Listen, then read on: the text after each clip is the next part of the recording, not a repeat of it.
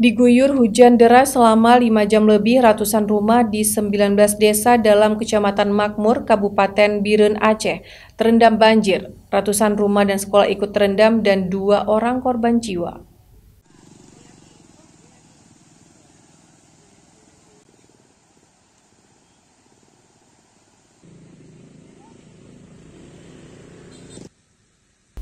Intensitas curah hujan yang tinggi melanda Kabupaten Biren sejak Jumat sore mengakibatkan meluapnya Sungai Krung Lebu, Kecamatan Makmur, Kabupaten Biren, sehingga membuat belasan desa di kecamatan tersebut dilanda banjir.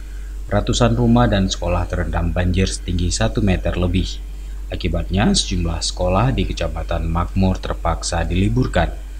Selain merendam ratusan rumah, 2 warga dikabarkan meninggal dunia, masing-masing warga desa Kuta Barat yang meninggal karena kesetrum aliran listrik, dan warga Blang Perla meninggal karena hanyut di bawah air lantaran tidak bisa berenang. Menurut Azhari, warga setempat, banjir yang melanda Kecamatan Lebu terjadi sekitar pukul 7 pagi, dan banjir terjadi begitu cepat naik ke pemukiman warga, sehingga banyak warga yang tak sempat menyelamatkan barang-barang berharga dari genangan air. Airnya kurang lebih jam 7:15. Pokoknya masyarakat semua sudah bangun. Dan ibu rumah tangga sedang bersiap-siap untuk membawa barang-barang ke tempat yang lain. Namun dalam bagian airnya pun secara cepat ataupun mendadak bahwa mereka ibu itu mencabut cok listrik di dalam rumah. Kebetulan dalam rumahnya sudah masuk air semua. Itu akibat pencabutan cok itu dia tersengat arus listrik.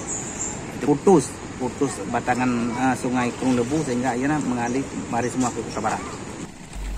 Sementara itu, Kepala Pelaksana Badan Penanggulangan Bencana Daerah BPBD Kabupaten Biren, Afwadi, mengatakan dari 19 desa yang terendam banjir, yang terparah hanya 3 desa, di antaranya Desa Blangkuta, Desa Cotkrut, dan Desa Lebu Kuta Barat, dengan air mencapai 1 meter lebih.